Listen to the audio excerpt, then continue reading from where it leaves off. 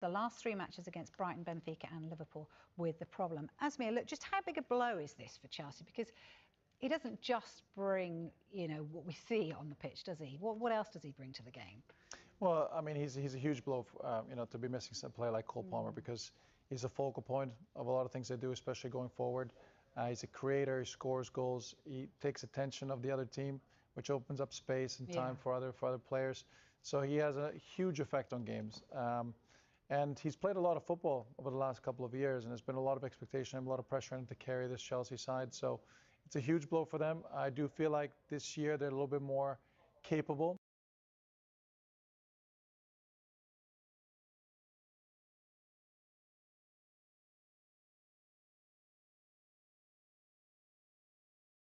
He played in the Club World Cup. He was man of the match in the final. He was player of the tournament as well. But since then, he's only played the full 90 minutes of the game once. That was the opening day of the season against Crystal Palace. And he's had that sort of issue with his groin injury. And I think Chelsea have thought he doesn't need surgery. The thing he needs is rest. And I think there was another meeting at Chelsea this week, just for everybody to be updated on the progress of how he was recovering. And from that meeting, I think news has emerged that he's not going to be back until 4 more games he's going to miss. It was originally hoped that he would be back after this international break. But I think it is, a blow for Cole Palmer. Obviously, it's a blow for Chelsea as well, but it leads to more questions about pre-season and what kind of effect playing in the Club World Cup has had on some of these Chelsea players. Having said that, all these Chelsea players, their loads are managed very, very carefully. So it's not a question of Enzo Maresca just playing the same players for every game. They have all the data about how much they've been playing, how much they've been training, and they're very careful to try and manage the minutes that their players play. Well, he's got strength in depth as well there, hasn't he, in terms of that squad that he's got. I'm interested to hear, because he did also say, Maresca's been quoted as saying, I don't think he needs surgery, it's just managing the pain. Talk us through managing the pain and what that actually means for players in terms of what they receive perhaps ahead of a game in the dressing room. What goes on? Well, I mean, a lot of things go on, and I think that's on a day-to-day basis and match day as well.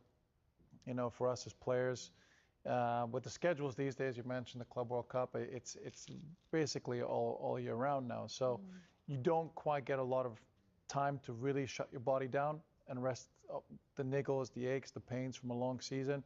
So you are managing it all the time. You're doing a lot of preventative things to try and strengthen your body and not get those niggles. But then football is a contact sport as well. So as much as you can manage loads and trying to manage those loading injuries and muscle injuries as best as you can, but there's going to be impact injuries. There's going to be contact. There's going to be wear and tear in your body that you can't calculate or see on a computer.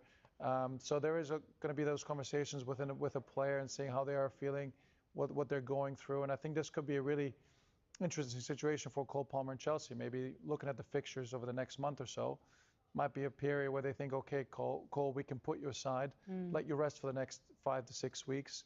We can get through this without you, and then you're ready to go for the busy, Christmas period. So, and on the other question you had in terms of players, what they do, I mean, yeah, we receive pain-killing injections from time to time if needed to play games.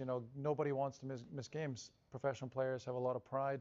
They really take their job and their craft seriously. They want to play many games. And, you take an anti-inflammatories, painkillers, anything that can help your body to the point of not creating any further damage. And that's always the risk you have to calculate and speak to the medical team about. Obviously, what are the potential long-term effects if you do get another injury, another setback. So there's many things that go on, loads of conversations every single day. There's loads of meetings. So we're in great hands, especially these days with the facilities that we have, the knowledge that the people have, the professionals around us. So you're in really good hands. But it's still, a physical sport that takes a toll on the body. And that managing the pain can literally mean somebody giving you an injection to last the 90 minutes. Yes, sometimes it goes to that extent, especially big games. We all want to play in them. You want to be part of them. And sometimes, it's going to have to take an injection or something to get you through the pain. And again, it's about managing that pain. If If it's something where you know you can't probably do more damage, then it's just about making the pain go away and getting through 90 minutes and dealing with the effect.